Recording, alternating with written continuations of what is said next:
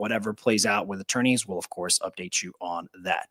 I want to get to another story that's drummed up some interest, especially if you are someone who likes to go out for a drink, enjoy the weekend, perhaps out on Shelby Street, and you've seen a familiar bar, a brand name, 21st in Germantown. Well, Metro ABC issued an emergency suspension order for them, so essentially shutting them down, and that comes after an inspection early Sunday morning. So that is what happened to trigger this particular decision. And that came from reports specifically that there was underage drinking happening at 21st and over serving. ABC's director claiming that the on-site security gave a bunch of minors a heads up that the inspection was coming. And so that way they could run out the back door. There you see the sign, the emergency suspension order, pretty much confirming the decision there by ABC. 3 of these minors who were apparently there when the inspectors came, that they were caught, admitted they came from outside of Jefferson County because they heard they could go get alcohol from 21st. So listen to ABC's director comment on that. Our investigators ended up running into a DUI that was pretty overserved, and they arrested him. And then we went back again a couple of days later and encountered the same situation, but this time the bar gave warning to the underage kids in the premises to leave, and I happened to be there. So again, pretty serious comments there from ABC as far as they were able to uncover in their investigation. Under this suspension order, we're told 21st cannot sell any alcohol until further notice. So those are just some stories we wanted to let you know we're looking into and updating of a big interest to you around the community. We're going to take a quick commercial break and be right back. You are watching Wave Extra.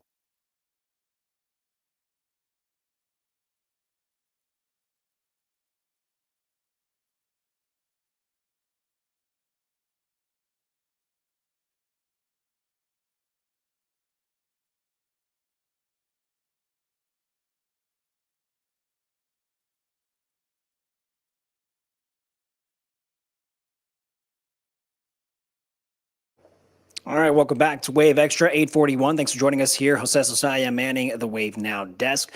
We're going to turn our attention to an interesting story out in southern Indiana with a lot of different layers, and sometimes you might think these stories when you head to city council or county council, they do play, a significant influence in people's daily lives, especially when it comes to, an economy and just general safety of the facilities we all use day to day. So out in Washington County, so we learned leaders decided last month they were going to give a paving contract to a county company, an in-county company. So the theory being someone who's local and those dollars would stay local.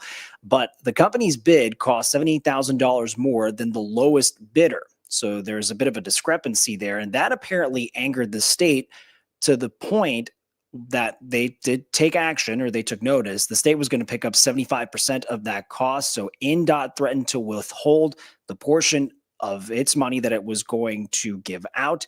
So leading to a stalemate there. What would Washington County do? Wave News reporter Mark Stevens says the commission in the end reversed itself. So let's take a listen to what Mark was able to uncover.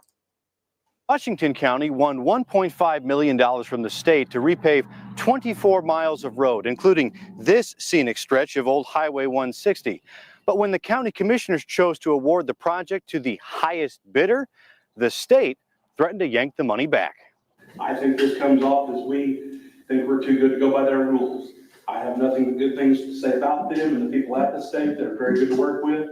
Washington County Highway Superintendent Rick Voyle says the commissioner's decision a month ago to award the paving contract to the most expensive bidder against his advice was a mistake. The commissioners reversed themselves 2-1 Tuesday. That's the way it's supposed to be. Low responsible bidder. Commissioner Tony Cardwell says Temple and Temple's tactics, including filling up the boardroom with employees, likely influenced the other commissioners. I'm sure it didn't hinder it by no means. Commissioner Todd Ewan declined an on-camera interview, but he told me the state has allowed other communities to pick a higher bidder before. He said he was sticking to his principles, voting to keep county spending going to in-county firms. I stand up for my community. I stand up for the people that I go to church with, my neighbors, my friends, all the people who work for this company. The state had sent a letter asking the county to explain itself and warning it would suspend the grant, leaving the county covering the entire $2 million project. That threat is now over. The one commissioner who kept his vote the same and decided to vote against rescinding the contract said he had concerns that trucking hot asphalt from 50 miles away would lead to overall poor quality work. In Washington County, Mark Stevens, Wave News. Interesting reporting there from Mark. We'll have to see how that plays out as far as whenever that project does get started, what the follow through is, and if the finances, everything is on the up and up out for you folks in Washington County. Now we're going to move to another story that you only saw here on Wave. We've played it throughout the morning into the evening, and we actually first brought you the first chapter of the story back in October 2 years ago, 2023, and it was days after the war initially broke out in Gaza. It left a Louisville family separated, a father waiting desperately for his children to come home. And we were there to capture the moments at Louisville Muhammad Ali International Airport where they would finally be together again. A big thank you to our Wave News reporter, Kirsten Foote, who brings us this story. Part of your heart come to rejoin you again, like your heart coming back in life. It's been years since Saleh Al-Farah has seen his two sons. After all this suffering, they're coming home, like to Louisville, Kentucky. His sons moved to Gaza 4 years ago to be with family and attend a school there. Then war broke out. They're stuck there. I cannot get hold of them for so many months, like almost 9 months. And they got trapped in Gaza. You see all the kids every day dying. You imagine your kids, one of them lying, and you cannot imagine like you'll ever see him again. Spending months agonizing over the fear of the unknown, finally his sons were able to make it to Egypt and they regained contact, but they were met with more delays. They got stuck there because they don't have any their paperwork, because they got destroyed by the bombs and all this stuff in Gaza. After another year apart, that finally changed Monday night.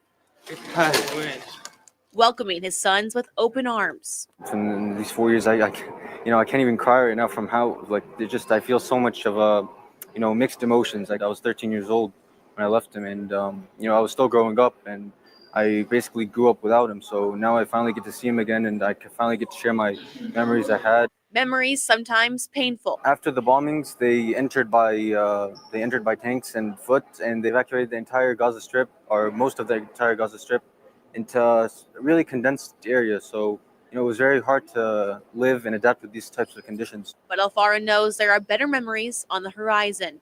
Bond together, father, son, and just have a really good time together. Kirsten Foote, Wave News. You see their father with sons being able to go home. After the break here on Wave Extra, we're going to talk a bit of odd rarity news out in Kentucky, especially a guest you were not expect to see inside of a shop. And of course, looking ahead to when the Cards will be in Omaha to take on their first rival in the College World Series. We're going to take a quick break. Like I said, we'll be right back with Wave Extra.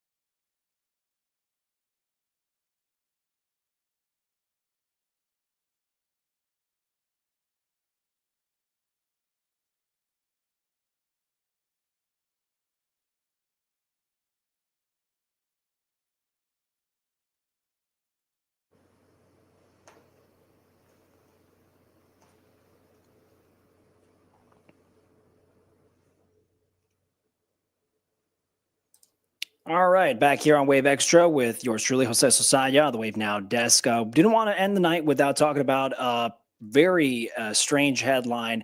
Two words you never would think would be together: raccoon assault.